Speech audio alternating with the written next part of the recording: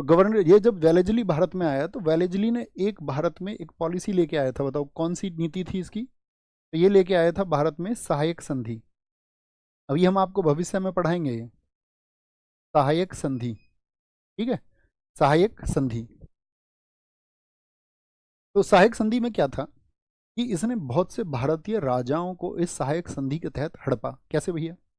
देखो, जो भी भारतीय का राज्य था, जैसे ए राज्य और बी राज्य, आपस में इनके संघर्ष रहते थे बहुत सारे के। तो ये ए राज्य से प्रॉमिस क्या करते थे कि भैया तुम एक काम करो, तुमको अगर अपने पड़ोसी से संरक्षण चाहिए तो तुम सहायक संधि को अपना लो, और सहायक संधि को यदि तुम अपना लोगे तो यहाँ पर क्या होगा, हम एक सेना दे देंगे तुमको, एक सेना दे देंगे। उस सेना का रखरखाव तुम ही करोगे, पैसा तुम ही दोगे उस सेना का, ठीक है। और इस सेना का पैसा अगर तुम नहीं दे सकते हो तो कुछ एरिया ऐसे दे देना कि जहाँ से रेवेन्यू आकर के सेना का जो खर्चा है वो निकल जाए। और साथ में तुम्हारे साम्राज्य में रहेगा एक रेजिडेंट। रेजिडेंट यानी कि कुछ भी तुम विदेश नीति वगैरह किसी चीज़ को देख रहे हो तो इस व्यक्ति के माध्यम से देखोगे, रेजिडेंट के माध्यम से। तो एक तो रेजिडेंट छोड़ते थे उस राज्य में जिसको जरूरत होती थी ईस्ट इंडिया कंपनी की, और वहां पर एक सेना भेजते थे। धीरे धीरे क्या करता था ये वेलेजली, उस सेना में वृद्धि करता रहता था, और ये राज्य जो ये ए राज्य था, जब इस सेना का खर्च नहीं उठा पाता था तो धीरे धीरे इस राज्य को क्या कर लेते थे, ये हड़प लेते थे। तो थम्स अप करके बताएं तो ये वेलेजली की सहायक संधि जो एक हड़प नीति ही थी, ठीक है। आप कहेंगे भैया समझ गए, इसको सब्सिडरी ट्रीटी कहा जाता है, इसको सहायक संधि। तो सब्सिडरी जो ट्रीटी थी आपका, जो सब्सिडरी ट्रीटी थी, ये इसकी हेल्प से क्या करता था, ये भी साम्राज्य को बढ़ा रहा था ईस्ट इंडिया कंपनी के को। बात क्लियर है?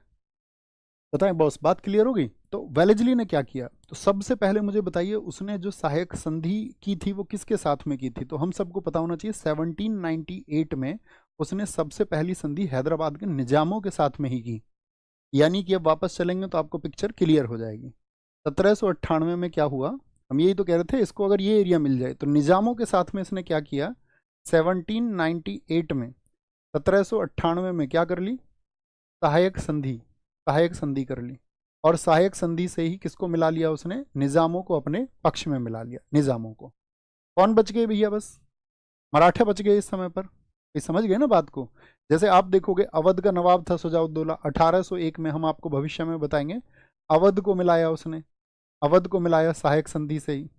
यानी कि जो अवध क्षेत्र है ये भी हो गया, तो मराठे ही तो उनके लिए बचेंगे, और कोई थोड़ी ना बचेगा। तो मराठाओं से फिर वो संघर्ष करेंगे, उसके बाद में मराठाओं से जीतने के बाद में फिर आपका सिखों से संघर्ष करेंगे इधर। तो अंग्रेजों ने धीरे धीरे धीरे धीरे धीरे कैप्चर किया।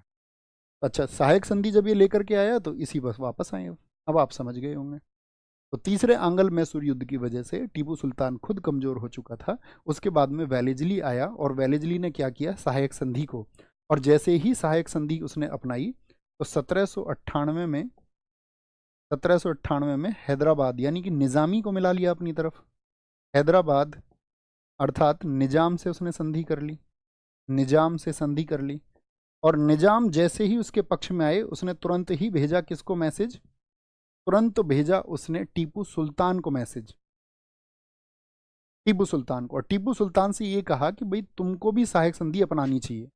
अब टीपू सुल्तान बेचारा इसी बात में फंस गया, और क्या हुआ, टीपू सुल्तान ने बोला कि नहीं, हम सहायक संधि को नहीं अपनाएंगे। सहायक संधि को, ये टीपू सुल्तान के अलावा उन्होंने मराठों को भी कहा था सहायक संधि के लिए, लेकिन मराठे उस समय अच्छी स्थिति में थे। मराठों का नेतृत्व कर रहे थे उस समय नाना फडणवीस, हम आपको बताएंगे आंग्ल मराठा संघर्ष में। और एक थे मराठों में महादजी सिंधिया, तो उन्होंने बड़ी चतुराई से उस सहायक संधि के लिए मना किया था। तो अंग्रेज बहुत कार्रवाई नहीं कर पाए थे उनके ऊपर उस समय पर। लेकिन अंग्रेजों को दिख रहा था कि टीपू सुल्तान कमजोर हो चुका है। जिन फ्रांसीसियों का इसको सहयोग मिलता था वो आपको मुझे बताएं कि 1763 में वो पराजित ही हो चुके आपका, तो वो तो बहुत ज़्यादा मजबूत स्थिति में नहीं थे, थोड़ा बहुत सहयोग उनको प्राप्त होता था।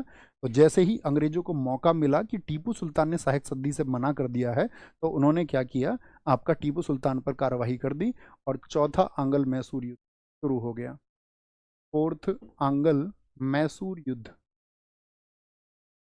को सहयोग मिलता था वो आपको मुझे बताएं कि 1763 में वो पराजित ही हो चुके आपका, तो वो तो बहुत ज़्यादा मजबूत स्थिति में नहीं थे,